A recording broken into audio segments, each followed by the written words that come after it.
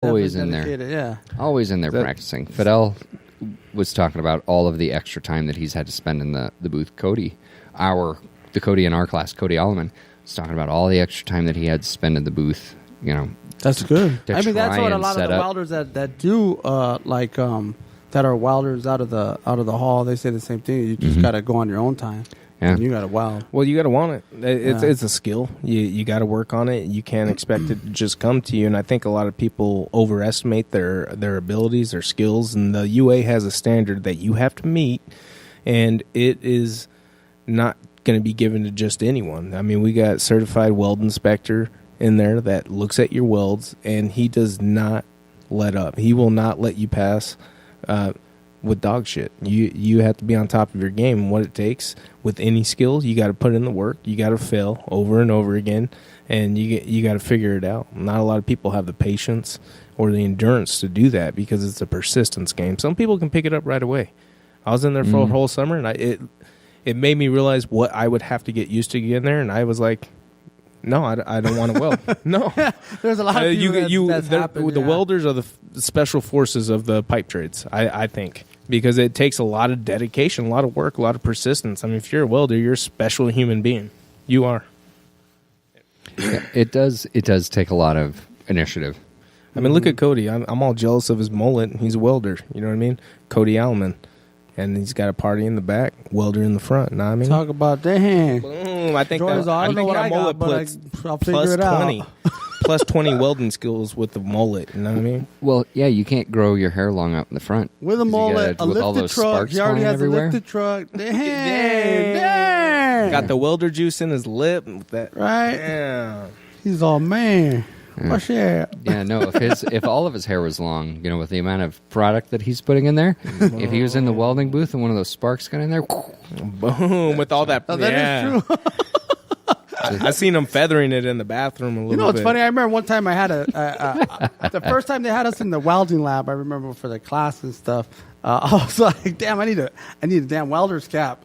Because that slag, man, every time it would hit my head, I'm like, God damn, that little motherfucker. You feel it. It burned the top of my head. That's what sucks about being bald, because they could see it. It's weird, but it's funny. You don't notice it. You're like, ooh. You're like, ooh. But, yeah, those stupid looking hats have a purpose, don't they? Those like, it was funny. I remember, you know, I know we call them fitters caps, but I remember one time there's a welder. He's a good welder out in the field. His name's Zach Little. For anybody that knows Zach Little, he's a badass welder. I remember one time I was fire watching for him, and I said, I need a damn fitter's cap. And he goes, what the hell did you just call that? And I said, a fitter's cap? He's all, boy, I should slap you. I was all, why isn't that what it's called? He's all, what the hell is a fitter gonna need wearing this hat? I don't know. You see all the first years wearing them in class. Yeah. No, but then he corrected me. He's all, it's not a fitter's cap. It's a welder's cap. Yeah. And I was like, wait. I was like, but everybody calls it fitter's caps. And I was like, he's all, what the hell is a fitter going to need this for style? It's to protect your head for when you're welding. It's a welder's cap. And that's what I didn't know that. That's what the bill is on there for, too. So that way, you know, if you're going around one side of the pipe, you can turn the bill to come down and cover your ear. Because sparks are wont to fall down in your ear, and you can turn that bill and cover that up. And fitters use them to look cool. Well, they are cool. I like them. I wear them too. Look at all the first years. You go into any class with, not even first years. You go into any class, there's always someone still. There's like a good majority of them still wearing their fitter caps. They want everyone to know I'm a fitter. That's just the way it is, dude. Fashion statement. Yeah, it is. But right. I mean, I'm not hating on him. The only one I'm hating on is Cody with his mullet. I'm gonna beat that thing to death, man. I get Cody. I should shut up. Sorry, Cody. Cody, get on here. We're gonna have Cody speak. You know what's funny is one of our instructors from our first class. He was showing us how to use an auger, and then a lot of the first years were still wearing the fitter's cap, and he goes, "And all you fitters can do this to the toilet while wearing your little fitter caps too." It was a good jab at him. So this instructor that Jory is talking about is a plumber, and so there's a friendly rivalry between. It's like police and fire. Friendly rivalry, my ass. Not just kidding. So it does go back and forth. The three of us on this podcast were we're pipe fitters. We're We are apprentices. apprentice pipe fitters. Apprentice pipe fitters. Apprentice. You hear the pipe fitters listening. They're like, "What? This boy better be pipe fitting them when he comes back to work." Mark, stop talking to everybody. Mark is God a social dang it. engineer. I'm just kidding. Hey, Mark, you want to get something? Yeah, go talk to those people so you can get that tool. All right, but they're not from our contractor. I know. That's why I want you to go talk to them. Oh, okay.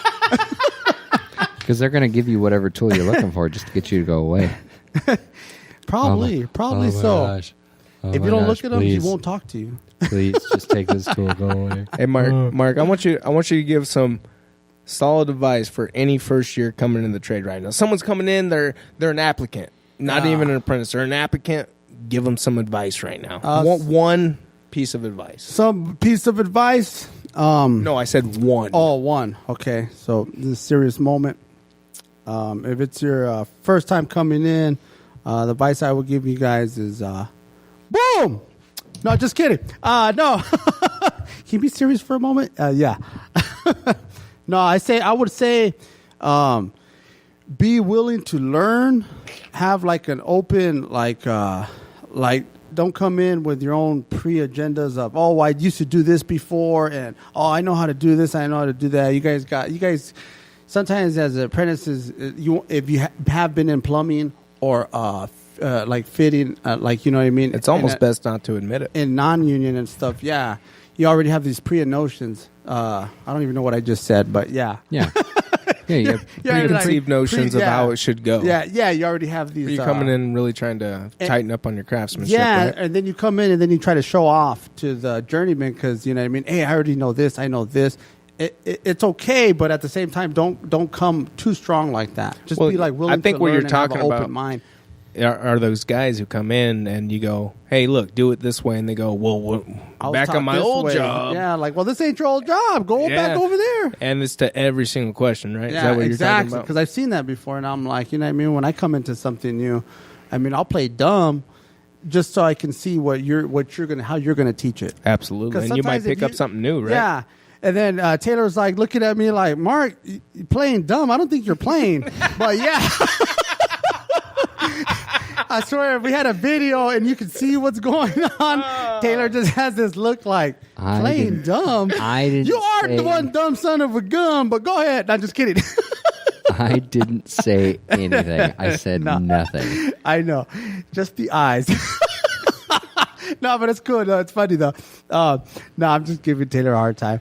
But, yeah, like sometimes I play like I don't know something, so then I can see how you're going to teach it or how you're going to, you know what I mean, present it. So then, you know, so I can learn in the way that you're teaching it. Because, you know, if you know something and you get in, I don't know why, but it's like for people to be like, oh, no, watch out. This is how I learned it. And like, it's like, no, dude, like you're the one being taught. So just chill. Yeah, exactly.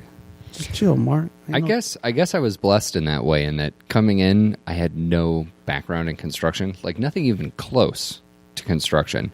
You know, coming in being like, if you need me to fix a computer or draw your blood, like I can do that, but past that, talk to me like I'm a 10-year-old, because that's about as useful as I am. See, but that's good though, too, because at the same time you're teachable, so you're going to accept all that knowledge. You know what I mean?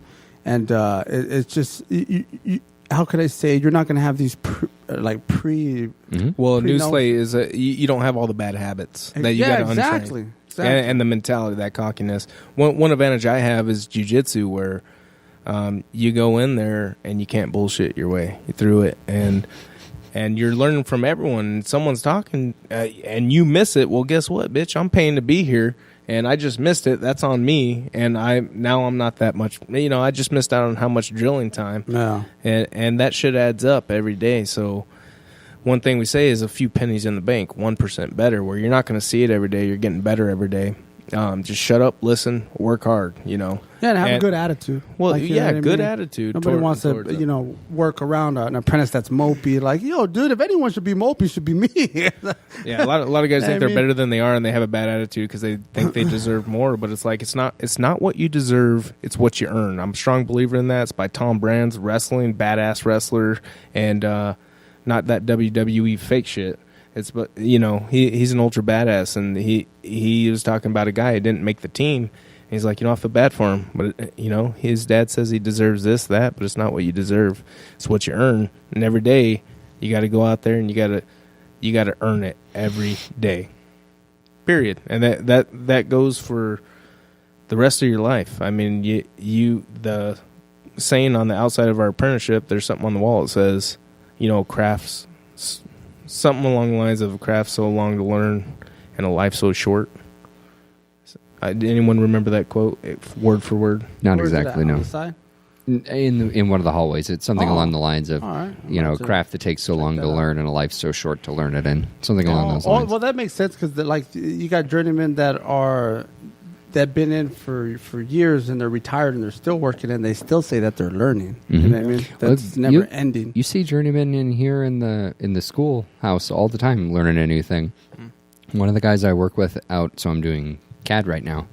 A guy, one cube across from me, is in his 60s. He's getting ready to retire. He just got his IR Fusion certs, so it's like a plastic welding certification. It's like the latest technology on that particular process.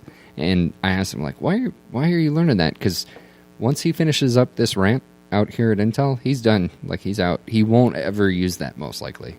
And I'm like, what? Why would you spend all the extra time to go get in there and learn that? It's like, well, I just love learning. It's just so much fun to get in here and learn these different things.